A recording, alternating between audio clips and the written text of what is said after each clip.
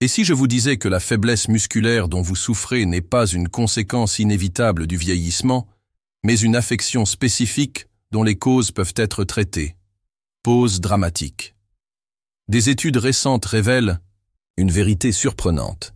De nombreuses personnes reçoivent le diagnostic générique de faiblesse liée à l'âge, alors qu'elles souffrent en réalité de dynapénie, une affection caractérisée par une perte de force musculaire qui ne peut s'expliquer uniquement par le vieillissement ou une diminution de la masse musculaire. Le IS, la dynapénie peut être inversée si elle est traitée correctement.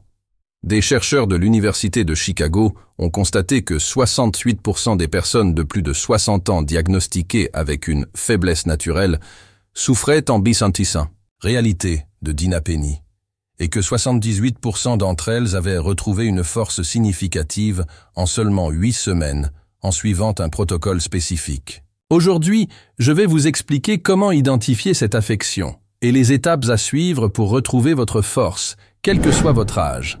Restez connectés pour découvrir ce nutriment surprenant dont les personnes atteintes de dynapénie ont besoin 3 fois plus que la population générale. Tout d'abord, soyons clairs, la dynapénie n'est pas la sarcopénie, bien que ces deux notions soient de souvent confondues, même par les professionnels de santé. La sarcopénie désigne la perte de masse musculaire. En d'autres termes, les muscles rétrécissent. La dynapénie, quant à elle, désigne spécifiquement la perte de force musculaire qui survient indépendamment de la diminution de la masse musculaire. Imaginez une voiture avec un moteur puissant, mais un problème de transmission. La puissance est là, mais elle n'atteint pas les roues. Avec la dynapénie, vous pouvez avoir des muscles de taille adéquate, mais qui ne génèrent tout simplement pas assez de force. Des études récentes de l'Université du Michigan ont montré que les personnes atteintes de dynapénie peuvent avoir jusqu'à 30% de force en moins que des personnes ayant la même masse musculaire. Cette différence cruciale signifie que les exercices d'hypertrophie, pour augmenter la masse musculaire, ne résoudront peut-être pas le problème. La bonne nouvelle? En s'attaquant au mécanisme de la dynapénie, allant des facteurs neurologiques aux carences nutritionnelles spécifiques, nous pouvons restaurer la force même sans modification majeure de la masse musculaire. Comment savoir si vous souffrez de dynapénie et non pas simplement du vieillissement normal? Recherchez ces signes que beaucoup de médecins n'associent pas à cette maladie. Premièrement, une difficulté disproportionnée à se lever d'une chaise sans utiliser les bras. Une étude de Johns Hopkins a montré qu'il s'agissait d'un indicateur précoce, apparaissant jusqu'à 4 ans avant les autres symptômes. Deuxièmement, une diminution de la force de préhension, difficulté à ouvrir des bocaux ou des bouteilles, qui étaient auparavant faciles. Troisièmement, une réduction significative de la vitesse de marche au cours des 2 à 3 dernières années. Quatrièmement, et peut-être le plus révélateur, une force musculaire irrégulière. Certains jours, vous vous sentez relativement fort. D'autres jours, vous vous sentez inexplicablement faible, même en pratiquant les mêmes activités. Cinquièmement, une fatigue musculaire disproportionnée par rapport à l'effort. Les activités légères provoquent l'épuisement. Détail crucial. Contrairement à la sarcopénie, dans la dynapénie, la faiblesse apparaît souvent avant toute perte visible de masse musculaire. Vous pouvez paraître aussi fort que d'habitude, mais vous sentir considérablement plus faible.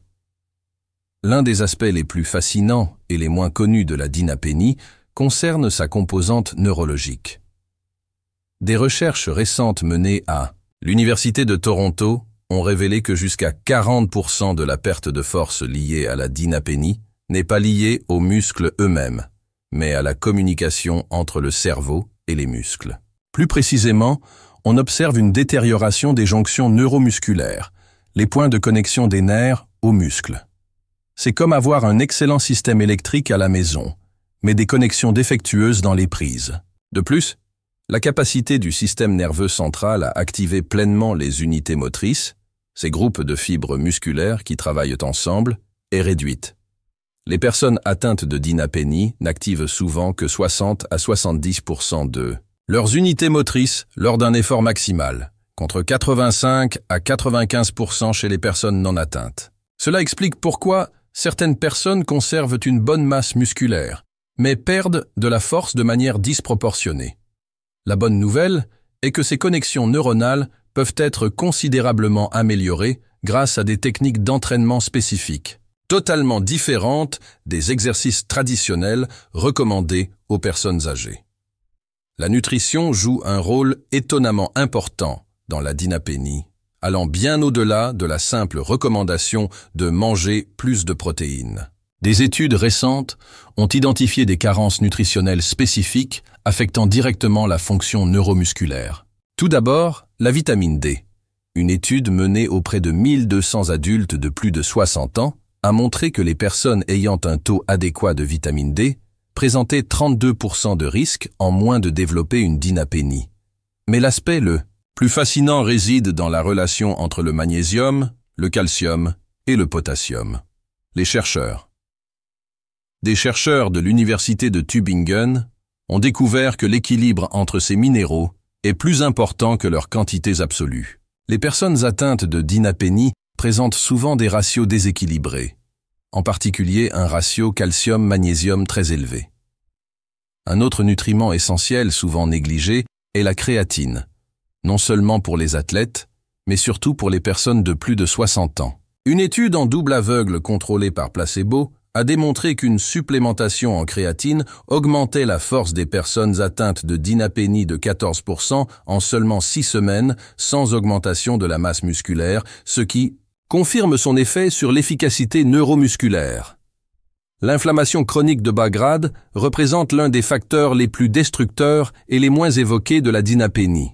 Contrairement à l'inflammation aiguë, qui provoque douleur et gonflement évident, cette inflammation silencieuse agit discrètement, dégradant les connexions neuromusculaires et interférant avec la qualité des contractions musculaires. Des études récentes de l'Université de Bologne ont montré que les personnes atteintes de dynapénie présentent des taux élevés de marqueurs inflammatoires spécifiques, notamment d'IL-6 et de TNF-alpha, même en l'absence d'autres affections inflammatoires diagnostiquées. Cet état inflammatoire chronique réduit l'efficacité des mitochondries musculaires, véritables centrales énergétiques des cellules, limitant ainsi la production d'ATP nécessaire à des contractions puissantes.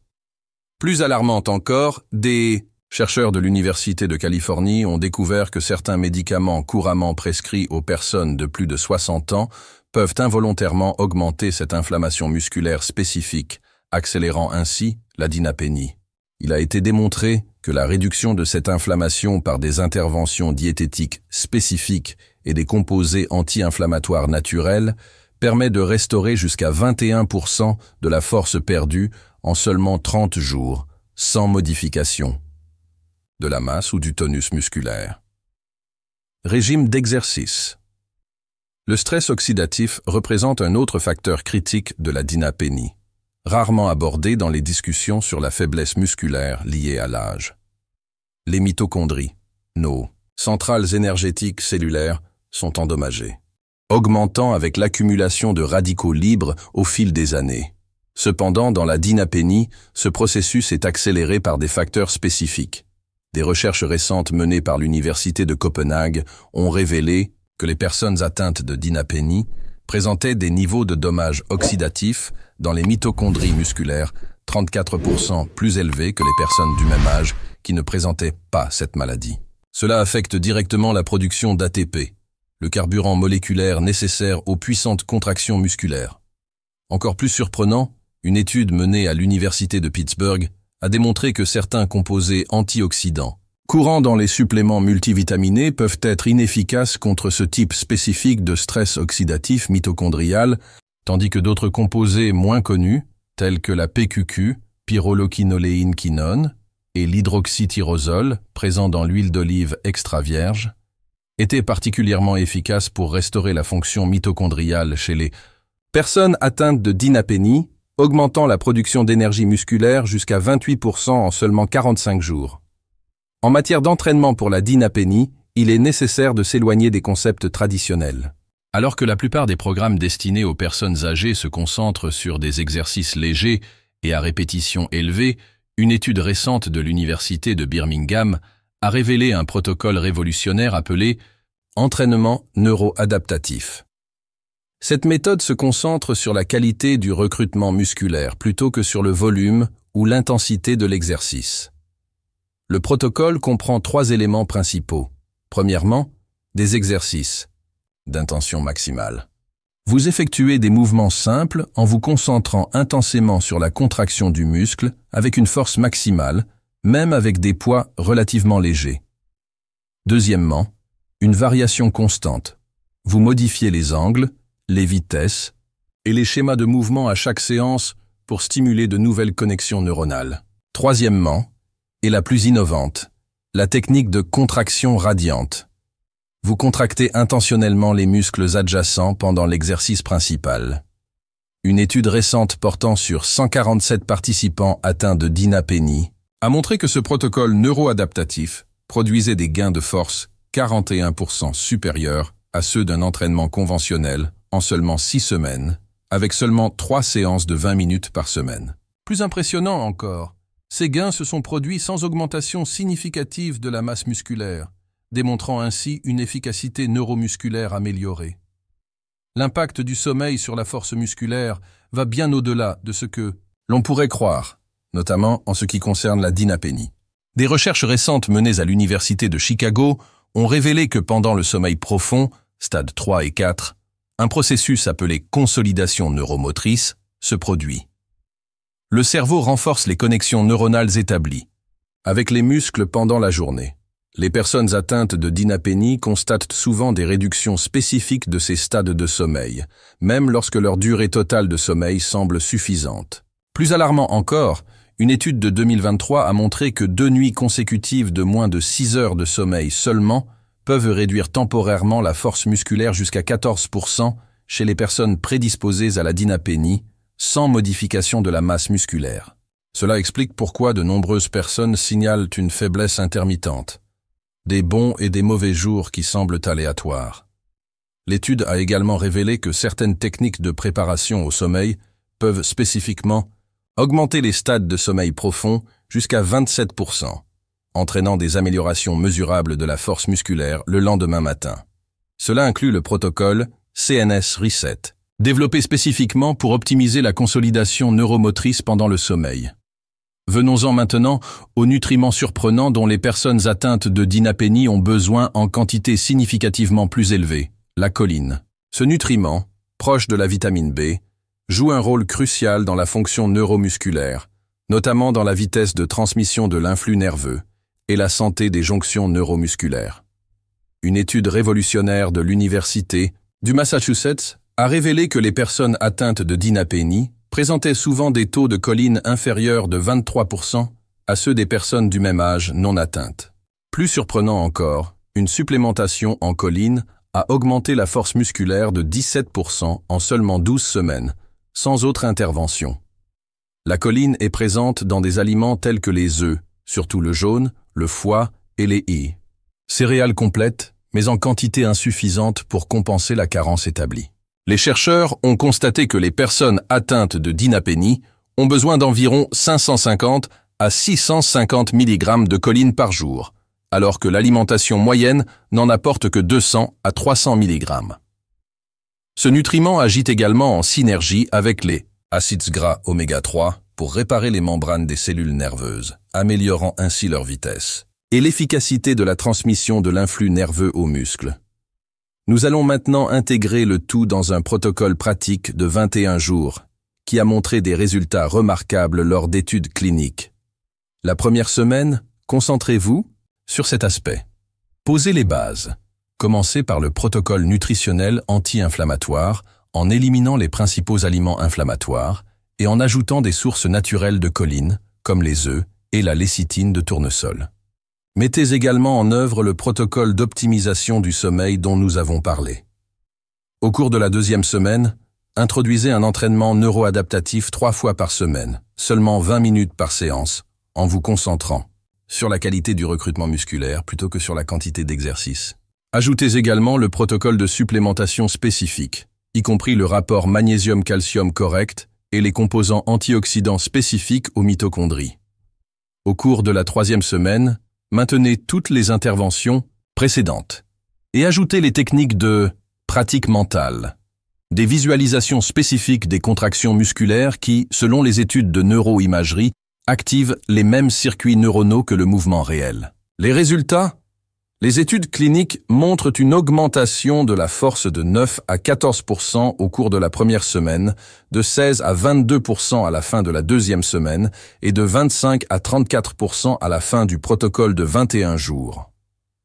Tout cela sans gain significatif de masse musculaire, démontrant ainsi le pouvoir de s'attaquer au véritable mécanisme de la dynapénie.